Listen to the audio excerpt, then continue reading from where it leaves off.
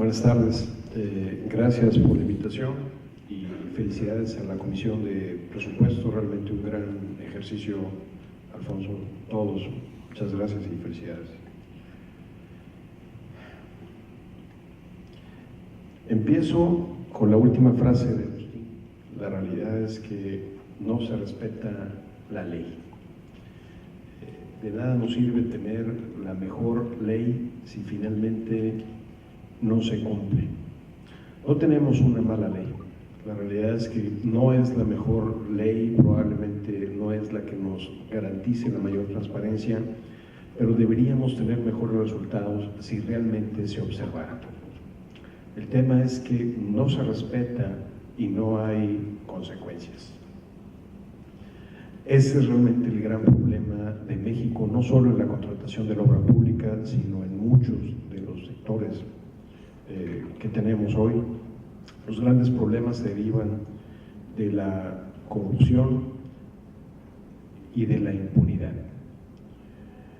Cuando llegamos a la Comisión de Infraestructura, se nos acercó la CEMIC con una propuesta de modificación de la Ley de Obra Pública, se nos acercó el Colegio de Ingenieros con una propuesta de derogación de la actual Ley de Obra Pública y servicios relacionados con la misma, y una propuesta de una nueva ley. El Colegio de Arquitectos se nos acercó para hacer modificaciones y así. Y decidimos irnos a unos foros donde Mariana nos hizo el favor de acompañarnos en algunos de ellos, muy atinadamente como siempre, y me voy a permitir leerles aquí unos temas. Se realizaron 11 foros en las ciudades de Monterrey, Morelia, Veracruz, Durango, Ciudad de México, Guadalajara, Tijuana, León y Tuxtla Gutiérrez y Ciudad de México, en los que se contó con la asistencia de poco más de 3,000 participantes de las diversas entidades relacionadas con el tema: cámaras, colegios, universidades y asociaciones relacionadas con la industria de la construcción, gobierno federal, el Senado de la República, gobiernos de los estados, y todos ellos en coordinación con la Cámara de Diputados, persiguiendo un consenso que nos pretende llevar a presentar una iniciativa de reforma a la mencionada ley que permite elevar el desarrollo y la calidad de la infraestructura nacional. En los foros se desarrollaron en el tenor del ciclo de la construcción de obras públicas. 1. Se analizó el tema de la planeación, la programación y el presupuesto. 2. Los procedimientos de licitación y contratación. 3. Ejecución, seguimiento y evaluación de proyectos.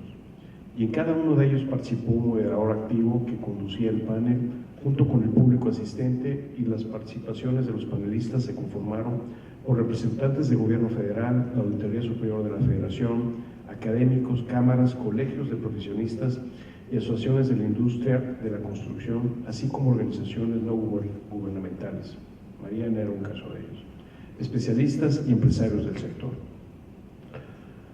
Cada uno de ellos pedía algo diferente en los temas de la contratación, que se eliminaran las propuestas de… Hoy contratamos con tres modelos. Una es la asignación directa, la invitación restringida y la licitación pública, y las tres tienen su justificación. Hay sectores que opinan que no deberían de existir, pero la realidad es que cada una de ellas obedece a una necesidad. Una asignación directa, por ejemplo, obedece a los casos donde tenemos desgracias o inminentes problemas y tenemos que tomar la decisión de actuar inmediatamente. Si no hubiera este modelo, la realidad, y tuviéramos que entrar a la licitación pública, probablemente no nos daría tiempo de salir a resolver el problema, y entonces en ese sentido se justifica. La invitación restringida, por ejemplo, tiene que ver, y voy a poner un ejemplo, en casos de penales donde las empresas que tienen que participar tienen que ser empresas que sean muy serias, que conozcan perfectamente bien el tema, porque hay cosas que no pueden estarse haciendo públicas. Y la licitación pública, bueno, pues es lo que todo mundo estaría pensando que debería ser la mejor opción. Cada una de ellas tiene, como comentaba, su justificación. Lo que ha pasado es que ha habido un abuso, ha habido el funcionario que está licitando toma atribuciones que no le corresponden, se pasa de la raya y la realidad es que no hay ninguna consecuencia. Bien comentaba Mariana que la mayoría de las obras que se han dado se han asignado por asignaciones directas o invitaciones restringidas.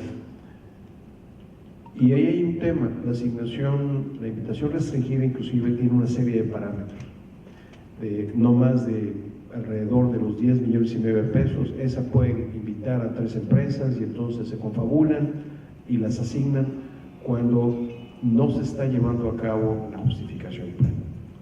Les quiero comentar que como resultado de los foros se recibieron más de 2.500 propuestas. Estamos en el proceso de evaluación. Vamos a seguir trabajando con las ONGs, vamos a seguir trabajando con el Senado, vamos a seguir trabajando con las secretarías, porque si bien es cierto hay una falta de planeación, muchas veces hay restricciones en que tienen que salir a licitar, porque si no les van a quitar el dinero que les asignaron y resulta que no da tiempo de hacer el proyecto y luego salir a licitar. Entonces tenemos que revisar ese tipo de situaciones.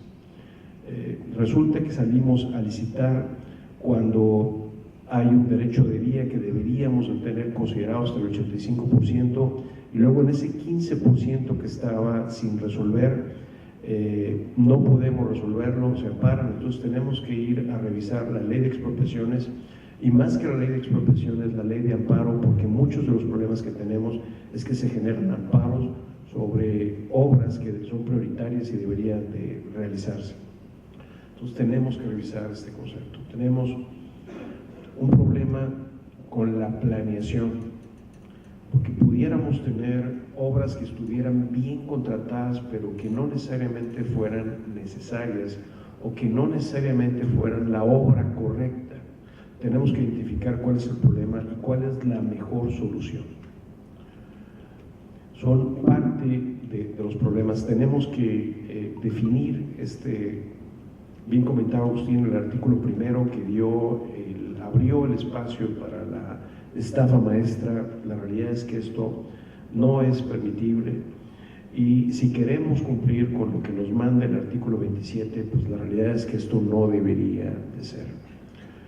Nosotros mismos en el gobierno ahorita tenemos que hacer, el gobierno, nosotros como Cámara de Diputados tenemos que exigirles que se cumpla el Estado de Derecho, porque inclusive y voy a poner el ejemplo de Santa Lucía, que se le está dando a que lo construya el ejército, que no dudo de la honorabilidad del ejército, pero al hacerlo ellos, pues estamos en contra del artículo 27, porque sencillamente ya no están licitando con la ley de obra pública y no nos garantizan que haya la competencia y que garantice el mejor precio de contratación.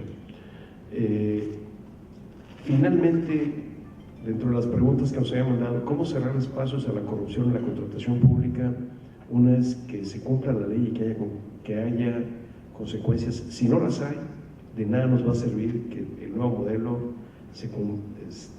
sea benéfico para México. ¿Cómo asegurar que la licitación pública sea el principal método de asignación de contratos? Es prácticamente lo mismo. O sea, no podríamos evitar que hubiera los otros dos modelos o alguno otro por ahí que sugirieron, si realmente se están abusando de ellos o se está infringiendo la ley. ¿Cómo acotar supuestos de excepción a esta, haciendo que realmente haya consecuencias si no lo están haciendo?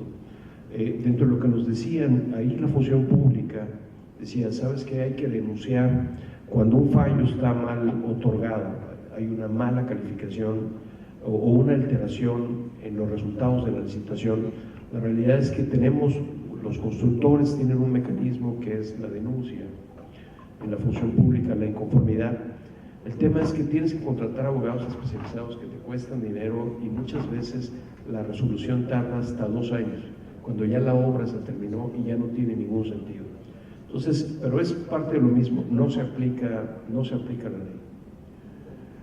¿Cuáles reformas legislativas pueden fortalecer la concurrencia y la competencia y cerrar espacios a la corrupción en las contrataciones públicas? Bueno, ya la corrupción se recalificó como un delito grave y esto realmente viene a ayudar para que esto, pero si no se cumple con que se aplique esa ley, de nada nos sirve que sea un delito que esté clasificado como delito grave.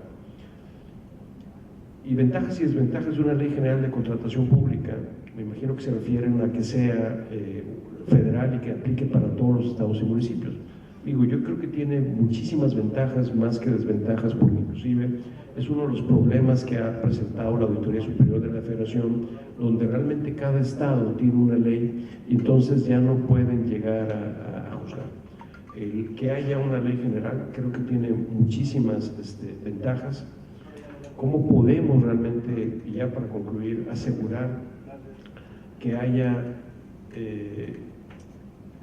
que sean más claras las cosas, como bien dice Mariana, que haya transparencia, que se publiquen los fallos, pero no solo quién ganó, sino realmente el esqueleto de la licitación para ver si estuvo bien asignado o no, y cualquiera en un momento dado pueda señalar las irregularidades. Mientras más transparencia haya en los procesos, la realidad es que siempre vamos a obtener mejores resultados.